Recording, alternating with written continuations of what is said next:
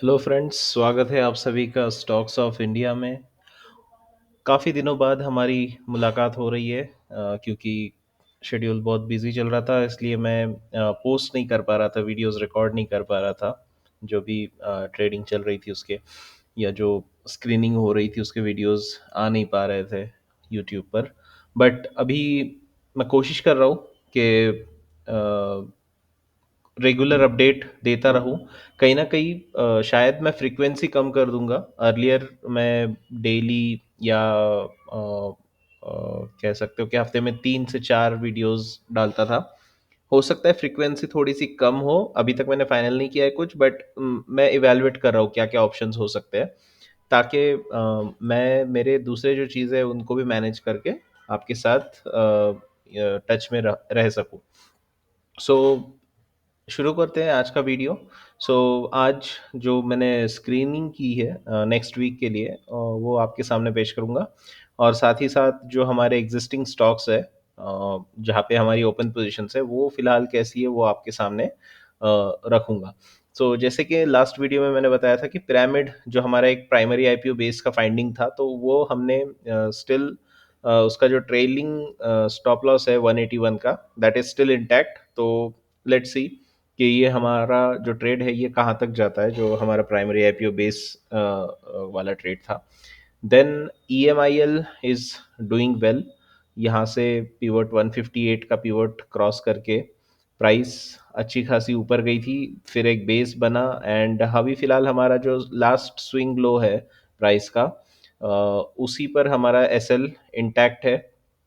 Because ये जो swing बन रहा है ये, even though it's a swing, but it is not a, I would not consider it as a swing low. Because अगर swing low consider करवाना है तो मुझे ऐसा लगता है कि यहाँ से, आई मीन मुझे नहीं, बट जो हमारे लेजेंडरी ट्रेडर्स होकर गए, तो उनके हिसाब से ऐसा है कि प्राइस का जो स्विंग है, अगर उसके ऊपर ये जो कब बना है या ये जो बेस बना है, इसके ऊपर जब प्राइस यहाँ पर जाती है, फॉर एग्जांपल उसके ऊपर क्लोज कर दिया प्राइस ने एंड ऑफ द डे, तो फिर इसको स्विंग लो माना जाएगा। जैसे कि इस केस में अब ये जो बेस बना था छोटा सा, इसके ऊपर प्राइस प्राइस ने यहाँ पे क्लोज कर दिया है, सो दैट्स वाई ये स्विंग लो माना जाएगा।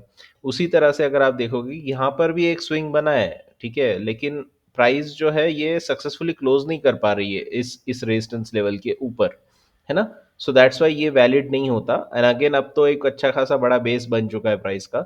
सो जब तक कि ये जो हाई है, इसका जो ऑल टाइम हाई है यहाँ से 235 के, हाँ 235 के ऊपर प्राइस जब तक उसके ऊपर क्लोज नहीं दे देती, तब तक हम इसको एज अ स्विंग लो नहीं कंसिडर कर सकते। यहाँ पे 191 की जो रेंज है उसको, अगर ऐसा कुछ होता है तो हम फिर से हमारा यहाँ का जो स्टॉप लॉस है उसको यहाँ पे ट्रेल कर देंगे, ओके, जब प्राइस इसके ऊपर क्लोज हो जाएगी इन केस। ठीक है, तो ये भी एक एक्टिव है। फिलहाल मैक्स हेल्थ का भी एक्टिव है। इसमें भी हमें जो है तो no profit no loss, I mean no risk trade बन गया था ये। अगेन यहाँ से अभी देखते हैं कि ये कितना ऊपर जाता है। अगर मैं इसको आपको वीकली चार्ट इसका बताऊँ तो ये काफ़ी लंबे बेस से बाहर निकली है प्राइस, एंड फिर थोड़ा सा कंसोलिडेट करके फिर से ब्रेकआउट की अटेम्प्ट कर रही है। सो देखते हैं कि अभी ये कहाँ तक चल पाता है। अदरवाइज इसका जो, हाँ इसका जो स्टॉप लॉस है, दिस इज नाउ हियर, कि ये जो यहाँ की पोजीशन है 628 के आसपास इसका स्टॉप लॉस रखा हुआ है। सो लेट्स ये भी नो प्रॉफिट नो लॉस में ही जाएगा इन केस अगर स्टॉप लॉस भी हिट होता है तो। देन अच्छा, हमारे रडार पर कौन से स्टॉक्स है, तो सबसे पहले है प्रिसीजन वायर। रीजन बीइंग कि एक बहुत ज़बरदस्त VCP सेटअप हमें यहाँ पे देखने को मिल रहा है। अगर आप देखोगे तो यहाँ पर मैंने मेंशन किया हुआ है कि वॉल्यूम्स जो है वो डाउनवर्ड्स डायरेक्शन में है, मतलब कि वॉल्यूम्स धीरे धीरे कम हो रहे हैं, सप्लाई जो है मार्केट में धीरे धीरे कम हो रहा है, और at the same time price यहाँ पे बेस फॉर्म कर रही है। देख सकते हो आपके 50 डेमा का जो सपोर्ट है वो कितनी अच्छी तरह से प्राइस यहाँ पे रिस्पेक्ट कर रही है, ठीक है।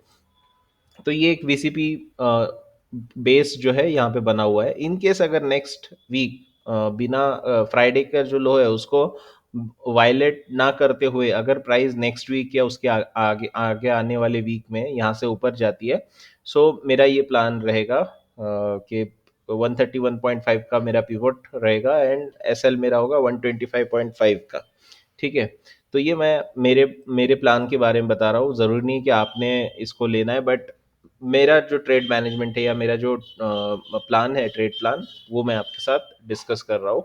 बिकॉज यहाँ पे जैसा कि मैं हर वीडियो में बताता हूँ कि हम कोई भी एडवाइस नहीं दे रहे या कोई आइडियाज शेयर नहीं कर रहे, बस ये बता रहे कि किस तरह से इनको फाइंड आउट किया है। सो यहाँ पे आप देख सकते हो कि एक अच्छा खासा अप ट्रेंड है, उसके बाद एक कंसोलिडेशन आ रहा है। कंसोलिडेशन में आप देखोगे कि वॉल्यूम्स धीरे धीरे ड्राई हो रहे हैं यहाँ से, एंड वही रीजन है कि यहाँ पे हमें सप्लाई और डिमांड का इम्बैलेंस नजर आ रहा है। सो दैट्स द रीजन कि इसको शॉर्टलिस्ट किया हुआ है।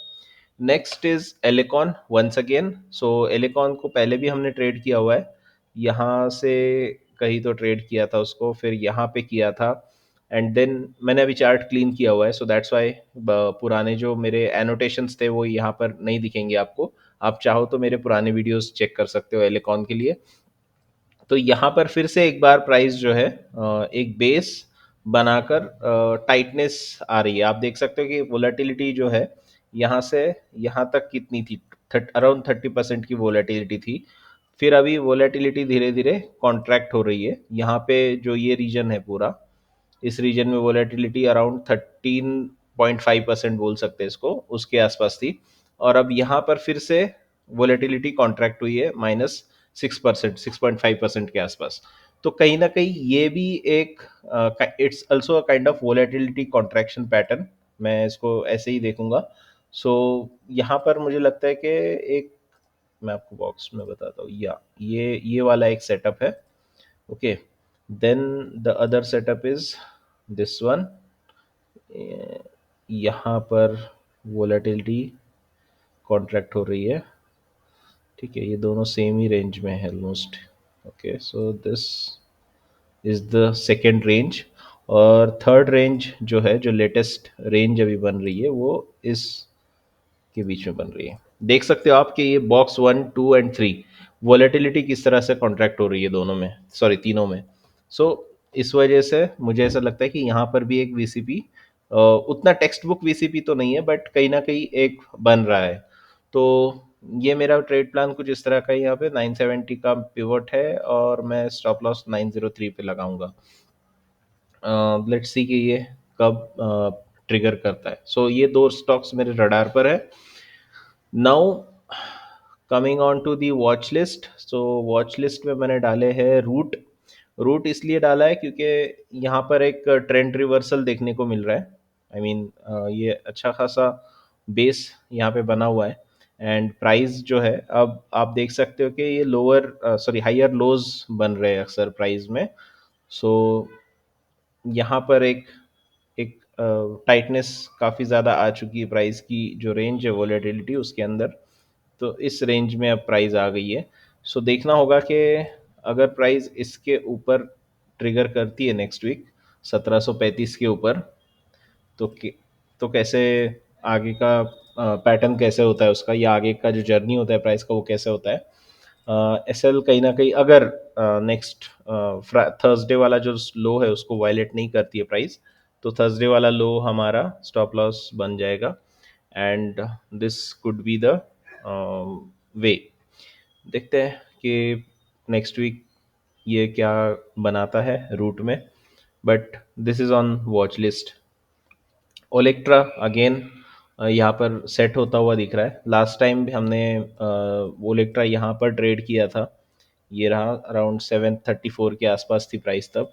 उसके बाद यहाँ पर एक बार किया था। नाउ ओलेक्ट्रा फिर से एक बड़े बेस से बाहर निकलता हुआ दिख रहा है। आप देख सकते हो ये जब बेस बन रहा था तो ड्राइनेस किस तरह से हुई थी वॉल्यूम्स में, और जब अब बेस से बाहर निकलने की कोशिश कर रही है प्राइस, तो आप देख सकते हो कि ग्रीन कैंडल्स जब जब बने तब तब वॉल्यूम्स ज़्यादा है। दैट मीन्स कि ये अकोमुलेशन हो रहा है ना। तो सेम चीज़ें रिपीट हो रही है, जो हर बार जब बेस से बाहर निकलता है ओलेक्ट्रा, तो कुछ इस तरह का पैटर्न इसमें देखने को मिलता है। लेट्स सी कि इस बार भी ये सक्सेसफुल होता है या नहीं। मैं एक्सपेक्ट कर रहा हूँ कि प्राइस यहाँ से थोड़ा सा कूल ऑफ हो जाए नेक्स्ट वीक, और फिर एक अच्छा पिवट अगर हमें बन के मिलेगा तो ज़रूर उसके ऊपर सोचा जाएगा, बिकॉज़ यहाँ से I mean at current price अगर हम लेते हैं तो मेरा स्टॉप लॉस काफ़ी लंबा जा रहा है 9% के आसपास, सो दैट्स वाई मैं नहीं इसको फिलहाल रेडार पे नहीं रखा है, सिर्फ वॉच लिस्ट में है। यहाँ से अगर टाइटनेस आती है तो well and good. Next is FDC. Same Olectra की तरह ही एफडीसी भी एक बड़े बेस से बाहर निकलने की कोशिश कर रहा है। आप देख सकते हो कि जब इसने ब्रेकआउट का अटेम्प्ट दिया था यहाँ पर, तो वॉल्यूम्स किस तरह से ज़बरदस्त तरीके से निकल कर आए थे।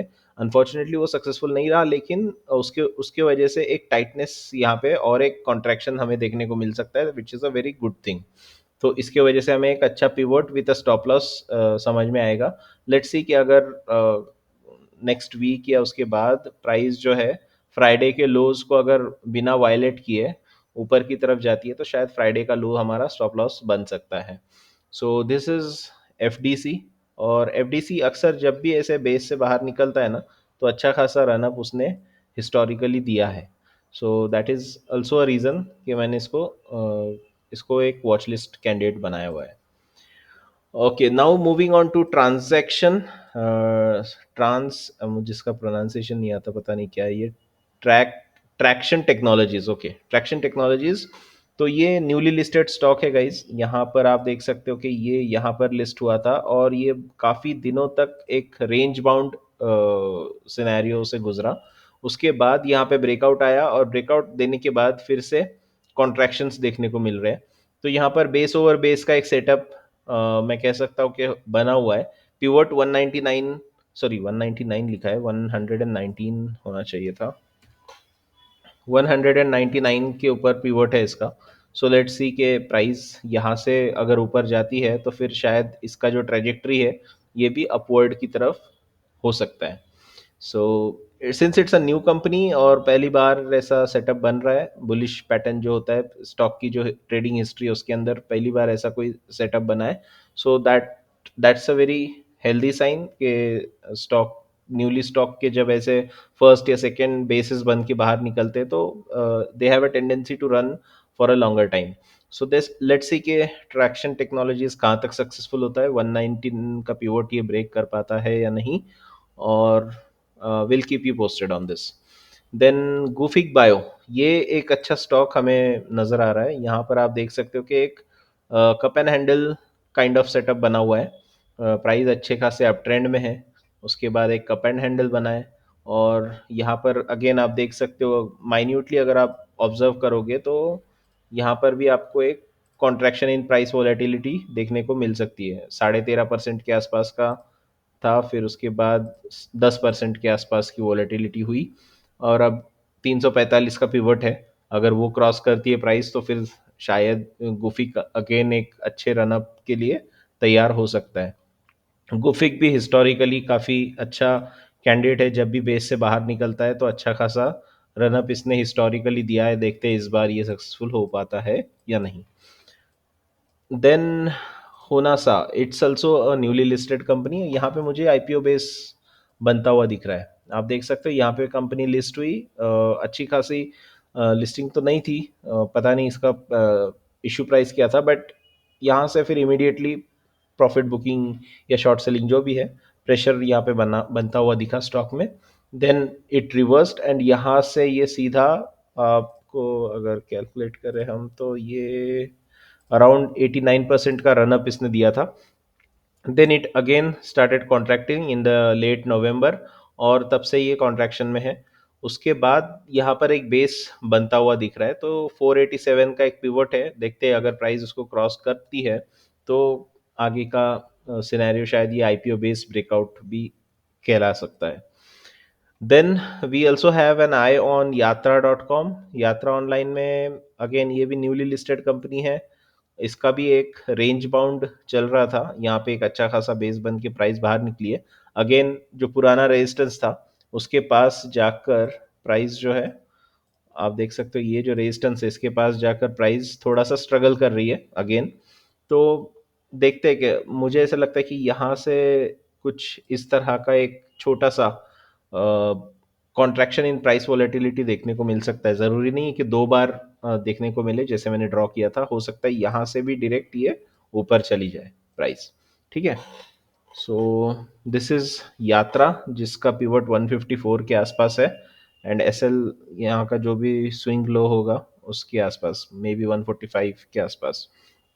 सो गाइज अगेन, जो भी स्टॉक्स यहाँ पे डिस्कस किए हैं these are only for information purpose, knowledge purpose, और आपको बताने के लिए, एडुकेट करने के लिए है। मैं नहीं चाहता कि आप इसको ट्रेड करें या इसमें इन्वेस्ट करें या इनको सेल करें, because I am not a certified advisor. मेरा फिनेंस एकेडमिक बैकग्राउंड भी फिनेंस का नहीं है। सो टू बी ऑनेस्ट, ये मैंने जो अपना मेरा पर्सनल जो भी व्यू है मैंने आपके साथ शेयर किया है, मेरा प्लान जो भी है वो मैंने आपके साथ शेयर किया है। बट प्लीज़ आप इसको मत फॉलो कीजिए, बिकॉज आप, हो सकता है कि मेरा रिस्क एपेटाइट अलग है, आपका रिस्क एपेटाइट अलग होगा, and you may and up making losses if you follow this. But यहाँ से आपने सिर्फ ये सीखना है कि किस तरह से IPO base, VCP, cup and handle, या जो भी सेटअप्स हमारे पॉजिटिव सेटअप्स होते हैं चार्ट पैटर्न्स के, वो हम किस तरह से एनालाइज करते हैं। So that's the important thing to take out from this videos, and आप उनको अप्लाई कर सकते हो आपके जो भी दूसरे स्टॉक्स अगर आप ऑब्जर्व कर रहे हो तो उसमें आप अप्लाई कर सकते हो, और वहाँ पे चेक कर सकते हो कि कैसे ये कंसेप्ट काम करते हैं या नहीं करते। ठीक है। Thank you, thanks for your time, and see you in the next video. Bye, take care.